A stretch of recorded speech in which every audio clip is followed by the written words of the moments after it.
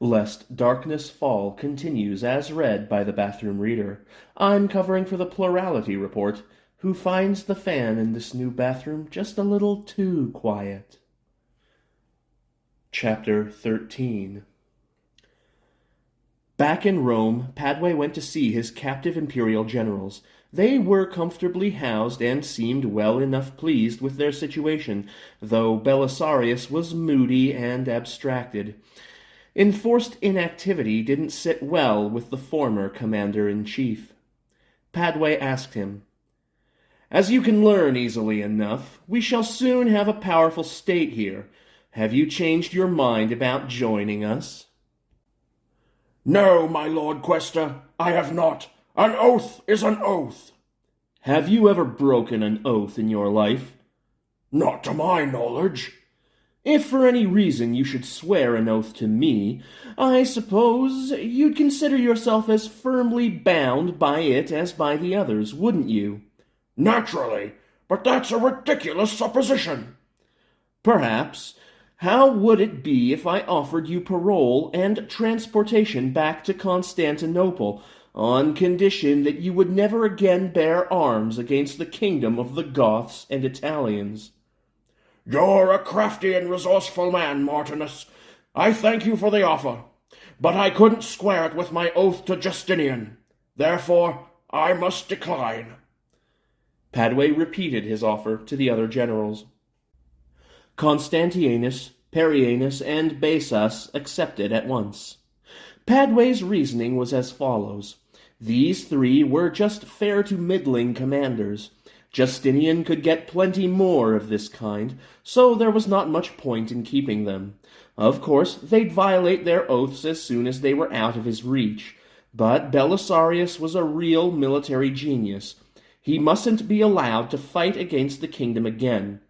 Either he'd have to come over, or give his parole, which he alone would keep, or be kept in detention. On the other hand, Justinian's clever but slightly warped mind was unreasonably jealous of Belisarius's success and his somewhat stuffy virtue. When he learned that Belisarius had stayed behind in Rome rather than give a parole that he'd be expected to break, the emperor might be sufficiently annoyed to do something interesting. Padway wrote, "King Theudahad to the Emperor Justinian. Greetings. Your Serene Highness, we send you with this letter the persons of your generals Constantianus, Perianus, and Besas, under parole not to bear arms against us again. A similar parole was offered to your general Belisarius, but he declined to accept it on grounds of his personal honor.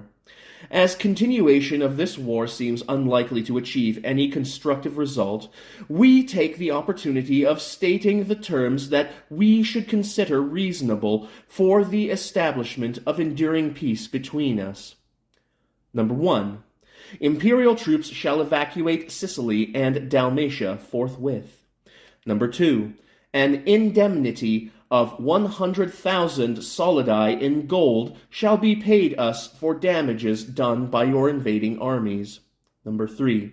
We shall agree never again to make war, one upon the other, without mutual consultation in advance. Details can be settled in due course. Number 4. We shall agree not to assist any third parties by men, money, or munitions, which hereafter shall make war upon either of us. Number 5. We shall agree upon a commercial treaty to facilitate the exchange of goods between our respective realms. This is, of course, a very rough outline, details of which would have to be settled by conference between our representatives. We think you will agree that these terms, or others very similar in intent, are the least that we could reasonably ask under the current circumstances. We shall anticipate the gracious favor of a reply at your Serenity's earliest convenience. By Martinus Padway, Quester.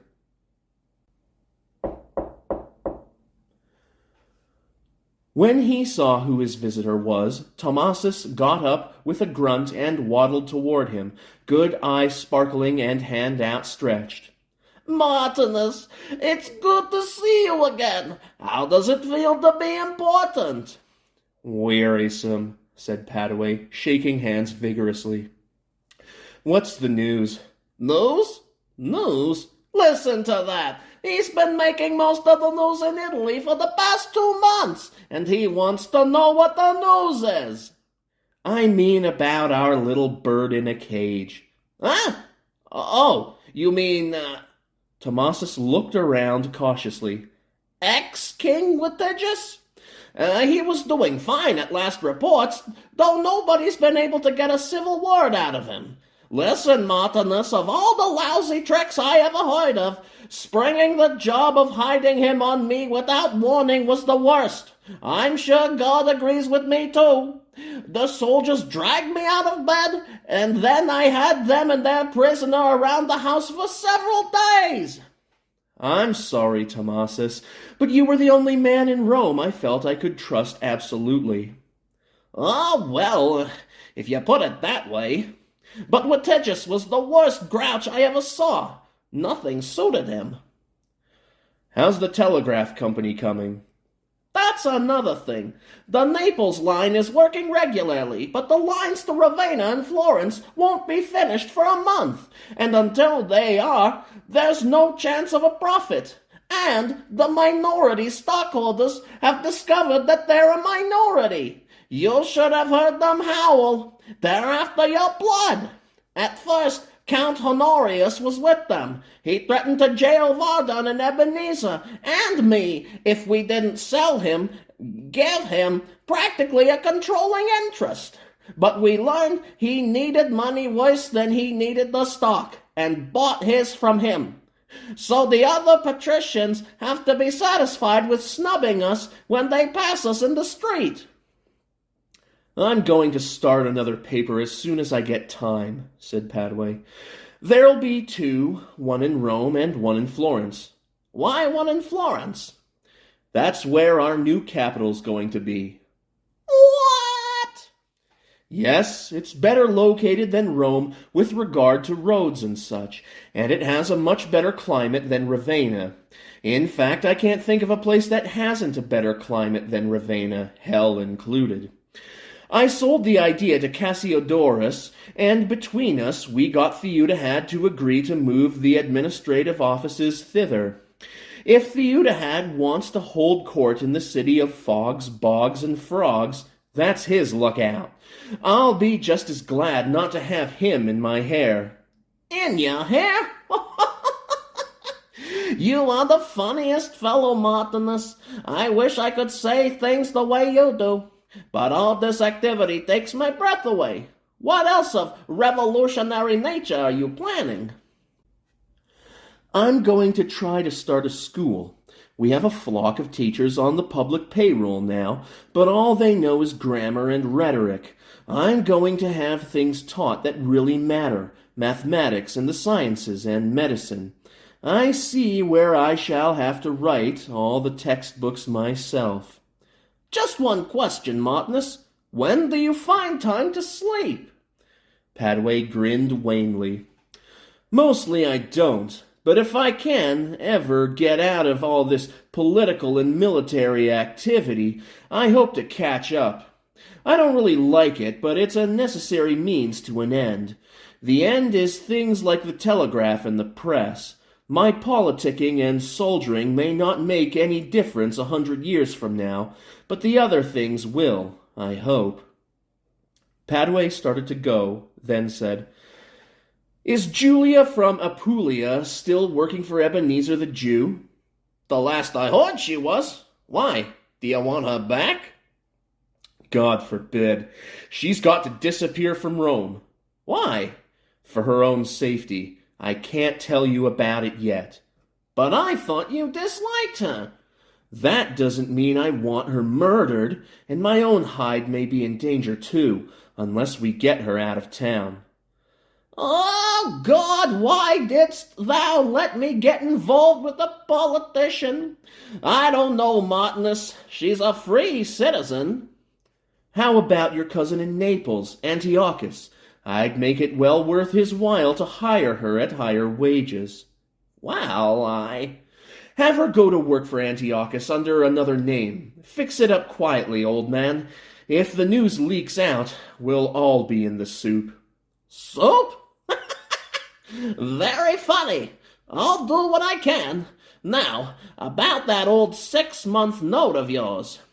Oh dear, thought Padway. Now it would begin again. Tomasis was easy enough to get on with most of the time. But he could not or would not conduct the simplest financial transactions without 3 hours of frantic haggling. Perhaps he enjoyed it. Padway did not. Jogging along the road to Florence again, Padway regretted that he had not seen Dorothea while he was in Rome. He had not dared. That was one more reason for getting Mathaswaintha married off quickly. Dorothea would be a much more suitable, if less spectacular, girl for him. Not that he was in love with her, though he probably would be if he saw enough of her, he thought somewhat cold-bloodedly. He had too much else to do now. If he could only get time to relax, to catch up on his sleep, to investigate the things that really interested him, to have a little fun. He liked fun as much as the next man, even if the next man would consider his ideas of fun rather peculiar. But his sharp, conscientious mind goaded him on. He knew that his job rested on the unstable foundation of his influence over a senile, unpopular king. As long as Padway pleased him, the Goths would not interfere, as they were accustomed to leaving civil administration in the hands of non-Goths. But when Theudahad went, Padway had lots of hay to gather, and there were plenty of thunderheads forming over the barn. In Florence, Padway leased office space in the name of the government and looked in on his own business. This time there were no irregularities in the accounts. Either there had been no more stealing, or the boys were getting cleverer at concealing it. Fritheric renewed his plea to be allowed to come along, showing with much pride his jeweled sword, which he had redeemed and sent up from Rome. The sword disappointed Padway, though he did not say so. The gems were merely polished, not cut. Faceting had not been invented, but wearing it seemed to add inches to Fritheric's already imposing stature. Padway, somewhat against his better judgment, gave in. He appointed the competent and apparently honest Nerva his general manager. They were snowed in by a late storm for 2 days crossing the mountains, and arrived in Ravenna still shivering.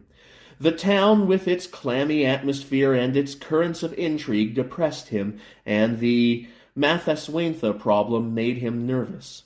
He called on her and made some insincere love to her, and grew all the more anxious to get away. But there was lots of public business to be handled. Urius announced that he was ready and willing to enter Padway's service. "Mathaswaintha talked me into it," he said. "She's a wonderful woman, isn't she?" "Certainly is," replied Padway. He thought he detected a faint guilty and furtive air about the straightforward Urius when he spoke of the princess. He smiled to himself. "What I had in mind was setting up a regular military school for the Gothic officers, somewhat on the Byzantine model, with you in charge." "What? Oh, my word! I hoped you'd have a command on frontiers for me." So, thought Padway, he wasn't the only one who disliked Ravenna. "No, my dear sir, this job has to be done for the sake of the kingdom, and I can't do it myself because the Goths don't think any non-Goth knows anything about soldiering. On the other hand, I need a literate and intelligent man to run the school, and you're the only one in sight." "But, most excellent Martinus, have you ever tried to teach a Gothic officer anything? I admit that an academy is needed, but—" I know. Most of them can't read or write, and look down on those who do. That's why I picked you for the job. You're respected, and if anybody can put sense into their heads, you can." He grinned sympathetically. I wouldn't have tried so hard to enlist your services if I'd had just an easy, everyday job in mind." "Thanks. I see you know how to get people to do things for you." Padway went on to tell Urias some of his ideas, how the Goths' great weakness was the lack of coordination between their mounted lancers and their foot archers, how they needed both reliable foot spearmen and mounted archers to have a well-rounded force. He also described the crossbow, the calthorpe, and other military devices. He said, "It takes 5 years to make a good long bowman, whereas a recruit can learn to handle a crossbow in a few weeks. And if I can get some good steel workers, I'll show you a suit of plate armor that weighs only half as much as one of those scale mail shirts, but gives better protection and allows fully as much freedom of action." He grinned. "You may expect grumbling at all these newfangled ideas from the more conservative Goths, so you'd better introduce them gradually. And remember, they're your ideas. I won't try to deprive you of the credit for them." "I understand," grinned Urias. "So if anybody gets hanged for them, it'll be me and not you. Like that book on astronomy that came out in Theudahad's name. It has every churchman from here to Persia sizzling. Poor old Theudahad gets the blame, but I know you furnished the ideas and put him up to it. Very well, my mysterious friend. I'm game." Padway himself was surprised when Urias appeared with a very respectful crossbow a few days later. Although the device was simple enough and he'd furnished an adequate set of drawings for it, he knew from sad experience that to get a 6th century artisan to make something he'd never seen before, you had to stand over him while he botched 6 attempts, and then make it yourself. They spent an afternoon in the great pine wood east of the city shooting at marks. Fritheric proved uncannily accurate, though he affected to despite missile weapons as unworthy of a noble Vandal knight. "But," he said, "it is a remarkably easy thing to aim." "Yes," replied Padway. "Among my people there's a legend about a crossbowman who offended a government official and was compelled as punishment to shoot an apple off his son's head. He did so without harming the boy." When he got back, Padway learned that he had an appointment the next day with an envoy from the Franks. The envoy, one Count Hlodovik, was a tall, lantern-jawed man. Like most Franks, he was clean-shaven except for the mustache. He was quite gorgeous in a red silk tunic, gold chains and bracelets, and a jeweled baldric. Padway privately thought that the knobby bare legs below the short pants detracted from his impressiveness. Moreover, Hlodovik was rather obviously suffering from a hangover. "Mother of God, I'm thirsty," he said. "Will you please do something about that, my friend Quester, before we discuss business?" So Padway had some wine sent in. Hlodovik drank in deep gulps. "Ah, that's better. Now, friend Quester, I may say that I don't think I've been very well treated here. The king would only see me for a wink of the eye. Said, you handle the business. Is that the proper reception for the envoy of King Theodebert, King Hildebert, and King Hlotokar? Not just one king, mind you, 3. "That's a lot of kings," said Padway, smiling pleasantly. "I am greatly impressed, but you mustn't take offense, my Lord Count. Our king is an old man, and he finds the press of public business hard to bear." So, we'll forget about it then. But we shall not find the reason for my coming hither so easy to forget. Briefly, what became of that 150,000 solidi that Witiges promised my masters, King Theodebert, King Hildebert, and King Hlotokar, if they wouldn't attack him while he was involved with the Greeks? Moreover, he ceded Provence to my masters, King Theodebert, King Hildebert, and King Hlotokar. Yet your general Syzygus has not evacuated Provence. When my masters sent a force to occupy it a few weeks ago, they were driven back and several were killed. You should know that the Franks, who are the bravest and proudest people on earth, will never submit to such treatment. What are you going to do about it?" Padway answered, "You, my lord Holodovic, should know the acts of an unsuccessful usurper cannot bind the legitimate government. We intend to hold what we have, so you may inform your masters, King Theudebert, King Hildebert, and King Hlotokar, that there will be no payment and no evacuation." "Do you really mean that?" Hlodovic seemed astonished. "Don't you know, young man, that the armies of the Franks could sweep the length of Italy, burning and ravaging any time they wished? My masters, King Theudebert, King Hildebert, and King Hlotokar, are showing great forbearance and humanity by offering you a way out. Think carefully before you invite disaster." "I have thought, my lord," replied Padway, "and I respectfully suggest that you and your masters do the same, especially about a little military device that we are introducing. Would you like to see it demonstrated? The parade ground is only a step from here." Padway had made the proper preparations in advance. When they arrived at the parade ground, Hlodovic weaving slightly all the way, they found Urius, Fritheric, the crossbow, and a supply of bolts. Padway's idea was to have Fritheric take a few demonstration shots at a target. But Fritheric and Urius had other ideas.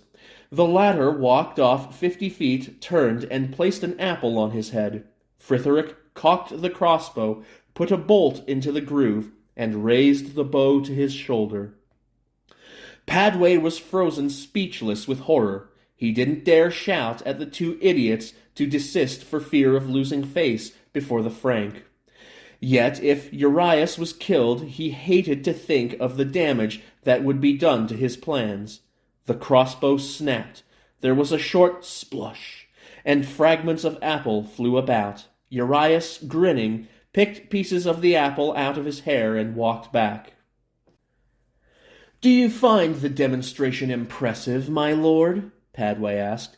"Yes, quite," said Hlodovic. "Let's see that device." Of course, the brave Franks don't believe that any battle was ever won by a lot of silly arrows. But for hunting now, this mightn't be bad. How does it work? I see, you pull the string back to here." While Fritheric was demonstrating the crossbow, Padway took Urius aside and told him in a low tone just what he thought of such a fool stunt. Urius tried to look serious, but couldn't help a faint, small-boy grin. Then there was another snap, and something whizzed between them, not a foot from Padway's face. They jumped and spun around. Hlodovic was holding the crossbow, a foolish look on his long face. "I didn't know it went off so easily," he said. Fritheric lost his temper. "What are you trying to do, you drunken fool? Kill somebody!" "What's that? You call me a fool? Why?" And the Frank's sword came halfway out of the scabbard. Fritheric jumped back and grabbed his own sword hilt. Padway and Urius pounced on the two and held their elbows. "Calm yourself, my lord," cried Padway. "It's nothing to start a fight over. I'll apologize personally." The Frank merely got angrier and tried to shake off Padway. "I'll teach that low-born bastard. My honor is insulted," he shouted. Several Gothic soldiers loafing around the field looked up and trotted over. Hlodovic saw them coming and sheathed his sword, growling, "This is fine treatment for the representatives of King Theudebert, King Hildebert, and King Hlotokar. Just wait till they hear of this." Padway tried to mollify him, but Hlodovic merely grumped and soon left Ravenna. Padway dispatched a warning to Syzygus to be on the lookout for a Frankish attack. His conscience bothered him a good deal. In a way, he thought he ought to have tried to appease the Franks, as he hated the idea of being responsible for war. but he knew that such a fierce and treacherous tribe would only take each concession as a sign of weakness. Then another envoy arrived, this time from the Kutrigers, or Bulgarian Huns. The usher told Padway, "He's very dignified, doesn't speak any Latin or Gothic, so he uses an interpreter. Says he's a boyar, whatever that is." "Show him in."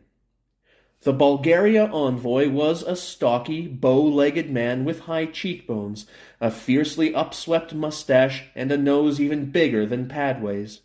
He wore a handsome fur-lined coat, baggy trousers, and a silk turban wound around his shaven skull, from the rear of which 2 black pigtails jutted absurdly. Despite the finery, Padway found reason to suspect that the man had never had a bath in his life. The interpreter was a small, nervous Thracian who hovered a pace to the Bulgar's left and rear. The Bulgar clumped in, bowed stiffly, and did not offer to shake hands. Probably not done among the Huns, thought Padway. He bowed back and indicated a chair. He regretted having done so a moment later when the Bulgar hiked his boots up on the upholstery and sat cross-legged. Then he began to speak in a strangely musical tongue which Padway surmised was related to Turkish. He stopped every 3 or 4 words for the interpreter to translate. It ran something like this. Envoy. Interpreter. I am the boyar Karajan, the son of Shakir, who was the son of Tardu, envoy of Kardam, the son of Kapegan, and great Khan of the Kutrigers. It was distracting to listen to, but not without a certain poetic grandeur. The Bulgar paused impassively at that point. Padway identified himself, and the duo began again. My master, the great Khan, has received an offer from Justinian, Emperor of the Romans, of 50,000 solidi to refrain from invading his dominions. If the Udahad, king of the Goths, will make us a better offer, we will ravage Thrace and leave the Gothic realm alone. If he does not, we will take Justinian's gold and invade the Gothic territories of Pannonia and Noricum. Padway cleared his throat and began his reply, pausing for translation. This method had its advantages, he thought. It gave him time to think. My master, Theudahad, king of the Goths and Italians, authorizes me to say that he has better use for his money than to bribe people not to attack him, and that if the Kitrigers think that they can invade our territory, they are welcome to try, but that we cannot guarantee them a very hospitable reception. The envoy replied, Think, man, on what you say, for the armies of the Kutrigers cover the Sarmatian steppe like locusts. The hoofbeats of their horses are a mighty thunder. The flight of their arrows darkens the sun. Where they have passed, not even grass will grow, Padway replied. Most excellent Karajan, what you say may be true, but in spite of their thundering and sun-darkening, the last time the Kitrigers assailed our land a few years ago, they got the pants beat off them. As this was translated, the Bulgar looked puzzled for a moment. Then he turned red. Padway thought he was angry, but it soon appeared that he was trying to keep from laughing. He said between sputters, This time, man, it will be different. If any pants are lost, they will be yours. How would this be? You pay us 60,000 in 3 installments of 20,000 each? But Padway was immovable. The Bulgar finished. I shall inform my master, Kardam, the great Khan of the Kutrigers, of your obduracy. For a reasonable bribe, I am prepared to tell him of the might of the Gothic arms in terms that shall dissuade him from his projected invasion. Padway beat the Bulgar down to half the bribe he originally asked, and when they parted on the best of terms. When he went around to his quarters, he found Fritheric trying to wind a towel around his head. The Vandal looked up with guilty embarrassment. I was trying, excellent boss, to make a headgear like that of the Hunnish gentleman. It has style. Padway had long since decided that Theudahad was a pathological case, but lately the little king was showing more definite signs of mental failure. For instance, when Padway went to see about a new inheritance law, Theudahad gravely listened to him explain the reasons that the Royal Council and Cassiodorus had agreed upon bringing the Gothic law more into line with the Roman. Then he said, When are you going to put out another book in my name, Martinus? Your name is Martinus, isn't it? Martinus Padway, Martinus Padway. Didn't I appoint you prefect or something? Dear me, I can't seem to remember anything. Now what's this you want to see me about? Always business, business, business. I hate business. Scholarship is more important. Silly state papers. What is it, an order for an execution? I hope you're going to torture the rascal as he deserves. I can't understand this absurd prejudice of yours against torture. The people aren't happy unless they're terrified of their government. Let's see, what was I talking about? It was convenient in one way, as Theudahad didn't bother him much, but it was awkward when the king simply refused to listen to him or sign anything for a day at a time. Then he found himself in a hot dispute with the paymaster general of the Gothic army. The latter refused to put the imperialist mercenaries whom Padway had captured on the rolls. Padway argued that the men were first-rate soldiers who seemed glad enough to serve in the Italo-Gothic state, and that it would cost little more to enlist them than to continue to feed them as prisoners. The paymaster general replied that national defense had been a prerogative of the Goths since the time of Theoderic, and the men in question were not, with some few exceptions, Goths. QED. Each stubbornly maintained his point, so the dispute was carried to Theudahad. The king listened to the argument with a specious air of wisdom. Then he sent the paymaster general away and told Padway, Lots to be said on both sides, dear sir. Lots to be said on both sides. Now, if I decide in your favor, I shall expect a suitable command for my son, Theodogisco. Padway was horrified, though he tried not to show it. But, my lord king, what military experience has Theodogisco had? None. That's just the trouble. Spends all his time drinking and wenching with his wild young friends. He needs a bit of responsibility. Something good, consistent with the dignity of his birth. Padway argued some more, but he didn't say that he couldn't imagine a worse commander than his self-conceited and arrogant puppy. Theudahad was obstinate.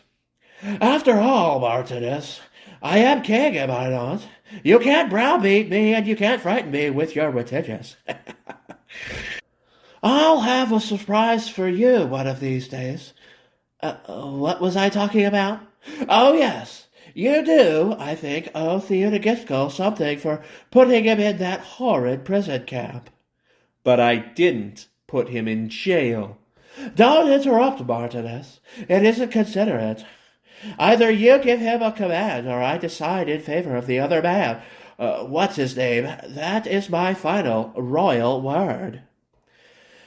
So Padway gave in. Theudagiskel was put in command of the Gothic forces in Calabria, where Padway hoped he wouldn't be able to do much harm. Later he had occasion to remember that hope. Padway may seem rash to have incorporated such an alien element as the ex-imperialists in the Italo-Gothic army, but in this age there was no such thing as nationalism in the modern sense. The ties that counted were those of religion and personal loyalty to a commander. Many of the imperialists were Thracian Goths who had remained in the Balkans at the time of the migration order under Theoderic, and some Italian Goths had served the empire as mercenaries. They mixed with little prejudice on either side. Then 3 things happened. General Syzygus sent word of suspicious activity among the Franks.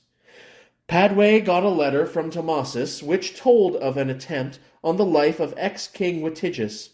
The assassin had inexplicably sneaked into the dugout where Witiges, though slightly wounded in the process, had killed him with his bare hands.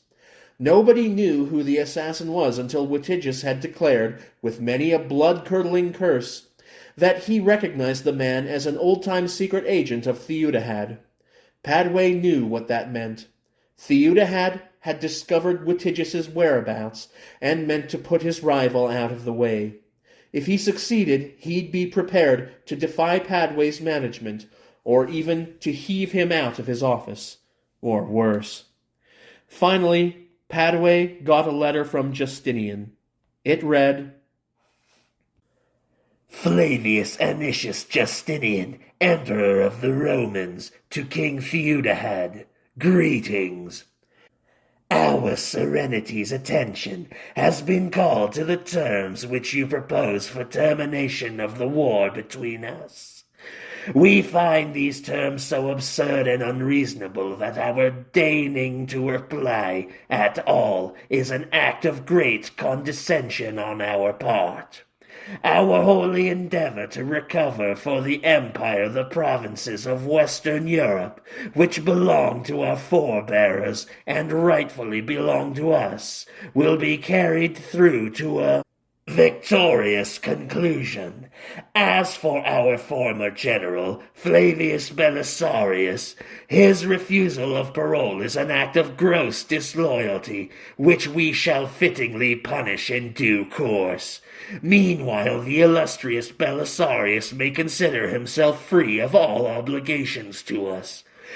Nay, more, we order him to place himself unreservedly under the orders of that infamous heretic and agent of the evil one, who calls himself Martinus of Padua, of whom we have heard. We are confident that, between the incompetence and cowardice of Belisarius and the heavenly wrath that will attach to those who submit to the unclean touch of the diabolical Martinus, the doom of the Gothic kingdom will not be long delayed. Padway realized with a slightly sick feeling that he had a lot to learn about diplomacy.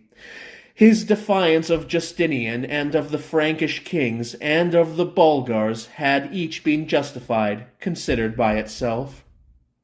But he shouldn't have committed himself to taking them on all at once. The thunderheads were piling up fast.